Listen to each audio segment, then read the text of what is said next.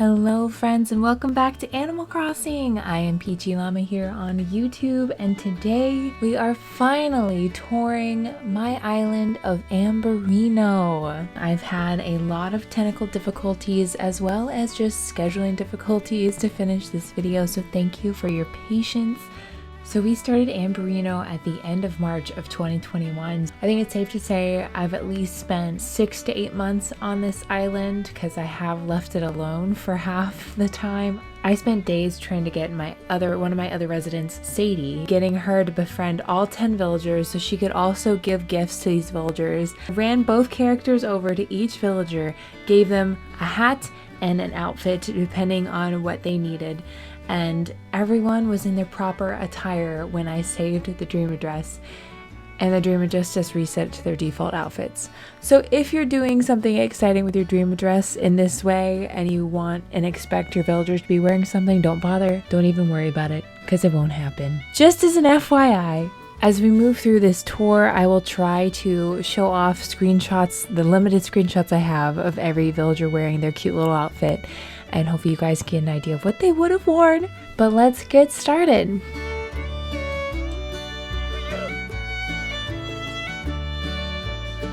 Ambarino was the first island I got to play from start to finish with you guys here on the channel. So if you're new and haven't been able to be a part of this journey, you can always relive it with us by watching the playlist that I have set up for all of the Ambarino videos. So this island was based on my love for Red Dead Redemption 2. I was really inspired by the map and the time period. So this island is meant to take place in the 1890s, but I hope you guys can find a fun outfit to wear and all the items I've left on the side. The town that we start out in is actually kind of have little hints and nods to Saint Denis, and then there's the Western Desert area, and then there's a creek with lavender that's meant to kind of be a sense of big valley, and then you get to the snowy area that's the real Ambarino in the game. So I tried to have different types of environments that you could explore on this island, so it's not all just one or the other.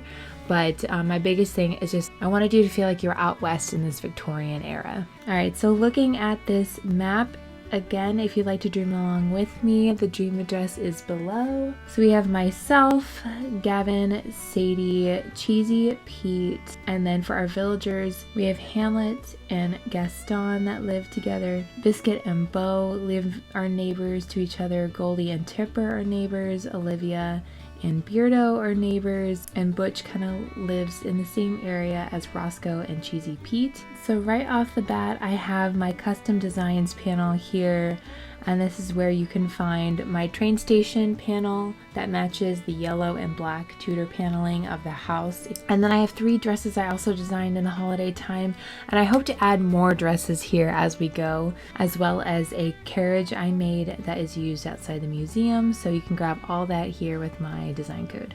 Alright, so in the center of Resident Services, we have the buildings that I've made out of simple panels and loft beds, the classic stuff, in the background to kind of give it the really downtown feel of classic Saint Denis. And then coming around to the entrance is really such a beautiful sight in my opinion. It's one of my favorite entrances I've ever created.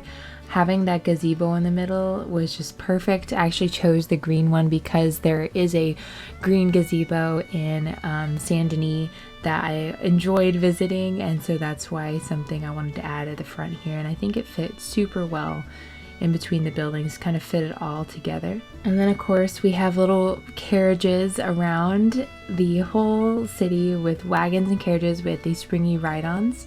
And if we go this way, we end up towards the train station. I actually tried to base this train station on the Rhodes train station in Red Dead. It's not the exact thing obviously, but it was yellow, and that's kind of the inspiration behind this look.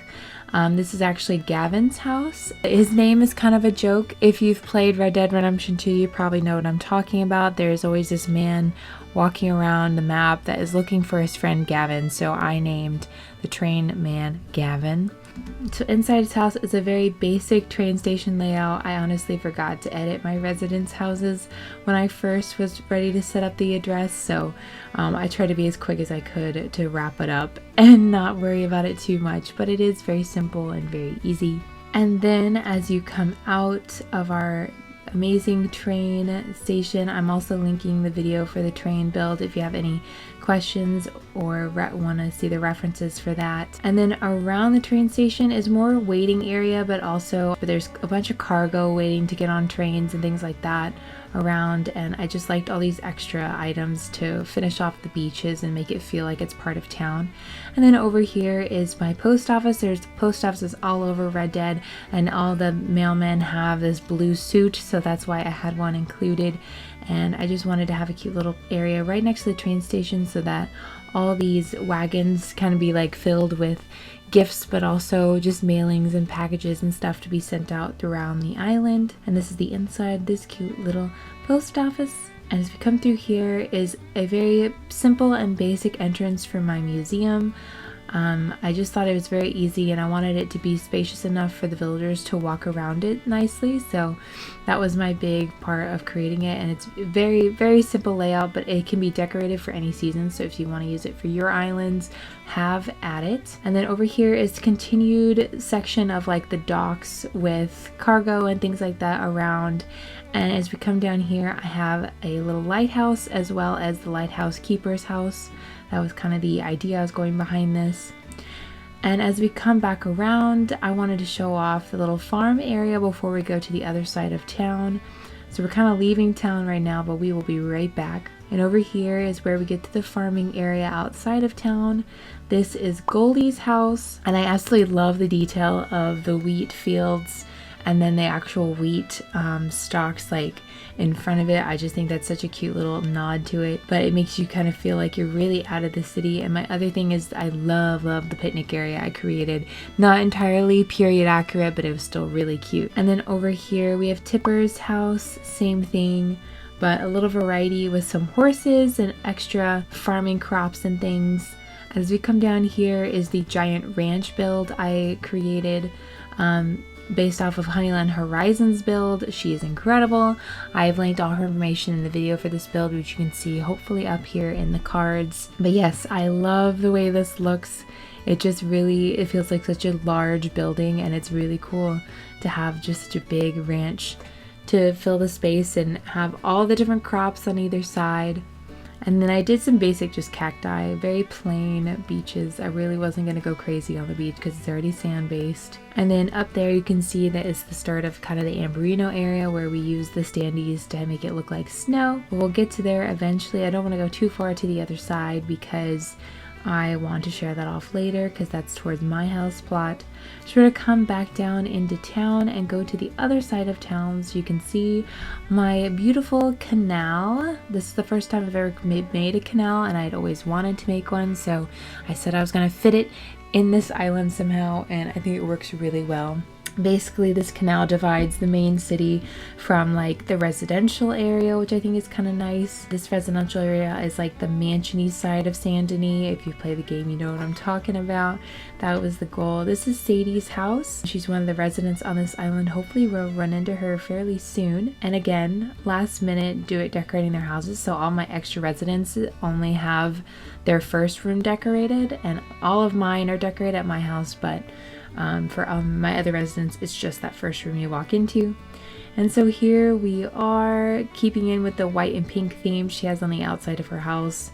This is the vibe I've got going on in here, and I think it looks really nice. And as we exit, we're going to come down this way and see the train tracks that go into the tunnel, which will eventually lead elsewhere. The idea was that the train would kind of go under the entrance. That's like almost like a tunnel underneath the entrance, so that's why it's kind of set up this way. And as we come over here, oh my gosh, look at Gavin and Sadie all together. Oh my gosh, they're walking like they're walking together. This is so cute.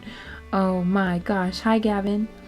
Visit Cheese and Cheers. Cheese and Cheers is actually Cheesy Pete's Saloon, so we'll have to go check that out very soon. Sadie, she's gonna ask, have you seen Gavin? Because that is the question that's always asked in Red Dead Redemption 2.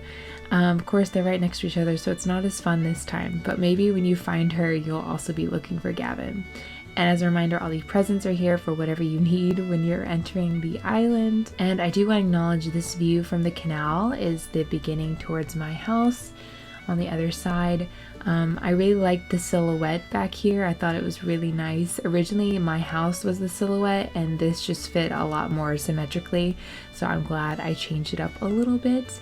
But we'll head over there shortly. First, let's go to Beardo's house. Beardo is the mayor of Ambarino, the mayor of the Saint Denis town part of this island. Yes, here we go. Just gave him a little bed and some fancy items and stuff. But he is unchanged for sure. Even when I gave everyone outfits, he was the one that remained unchanged because he was perfect just as he was. And then we go over to Olivia's home when Sadie lets us in. But we'll go over to Olivia's home. Olivia is meant to be kind of like the showgirl, the fancy, you know, maybe an opera singer. She's just got a lot of talent and fancy items in her house. And I realized the design I had on the wall originally was some potted plants on shelves. But then because Cheesy Pete needed cheese in his saloon, I think I changed it without realizing. So dear Olivia has some cheese hanging above her bed. But otherwise, I really like the little adjustments I've created in here for her. The dress is one of the dresses I gave her, but I actually gave her the dress I'm wearing right now, but in blue, when we originally were setting up the island. And I think we're gonna come around here and I'll show you off my house plot. My house plot is supposed to be based off the Big Valley Ranch area on the island. It's one of the gang hideouts that have spawned in Red Dead Online, but that's kind of what this whole thing is based on, with the fencing all around it. So this is my main room. I got kind of like an opposite version of Sadie's. I originally had this darker one anyway, and then I eventually thought of using the white one for hers. But this is my main living space. I wanted to save the rest of my house for you guys to explore when you visit the Dream Dress, because all of it's done. So feel free to go check it out when you're here, but I'm not going to spend too much time in my house. But I wanted you to know that it's available for you guys to explore and see all 6 rooms, I think. And let me know when you think, if you guys do visit the house, let me know what you think. It's probably my first actually completed house. And Sadie's out here. Hello, darling. And we're gonna come over this way, and this is meant to be Big Valley with all the lavender fields and the small creek that flows through. Love it so much. And then I included these snowy volcanoes to kind of resemble the big mountains in the background for it. And Gavin is hanging out in the snow as well. Very funny. He's a long way from home. And then coming up here, we have all the snowy area and a sunken waterfall area that I worked on ages ago. Because again, wanted to include some different things here.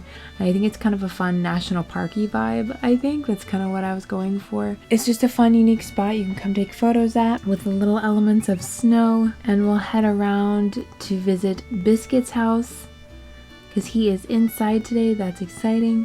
I just adjusted some of the colors for his house. Biscuit doesn't have necessarily any lore to him. I just love him so much and he's one of my favorites, so I wanted to keep him on this island. But he was in such a cute outfit before, and I'll show it here, but he's just perfect. Oh my gosh. And this is such a cute little house with the nice window view of the mountains behind him. And as we exit, we're gonna make our way up to Beau's house. So yeah, Beau and Biscuit don't really have necessarily lore, besides they're just mountain guys. And the reason why I really kept Beau is because he's a pronghorn deer, and there's a ton of pronghorn deer in Big Valley and other areas of Red Dead Redemption 2 on the map. So that was a big reason I even brought Beau to the island and kept him for so long. But now I want to take us to the western side of the island, which is through the mountains here. I love these desert mountains. It's like a nice transition between the city and then all of a sudden you're in the desert. And the train has come out on the other side of the tunnel, and here we are in the old western town. As we come down here, it's a nice little like small train station waiting area, which I really love. And my character is actually right here. Adventure is out there. I was going to just say like welcome to Ambarino, but I wrote Adventure is out there for a while just because I wanted to make sure that anyone visiting like took the chance to like explore around and not just follow the paths. But anyway, as we come down here, we have Gaston and Hamlet's house. Gaston, lore for Gaston is he's the sheriff of the western town and Hamlet is his deputy. So they work together to keep the town safe. And it looks like Hamlet's home, so we can actually go visit what I did for his house. Gaston actually ended up having like a jail cell included in his. He's like the proper sheriff building, but this is the deputy's house, Mr. Hamlet. Very simple, very fun. At least he's wearing a star on his shirt, so he's somewhat of a deputy. As we come around, we come back up here, and as we enter here, this is the center of town where you can do a showdown if you want. Very fun. Here is the makeshift saloon for the town, and then over here is actually the actual sheriff's office that I created a while ago, and it looks like I changed the pattern at some point to the horse's head at the ranch, so we're gonna have some horse patterned bedding in the jail cell apparently. So that is the sheriff's office, and as you come down we get of course to Able Sisters, and then here we are at Nook's Cranny. I made it as western as possible. I really love the structures in the background. It really feels very much like the desert, and just the way it's very blocky.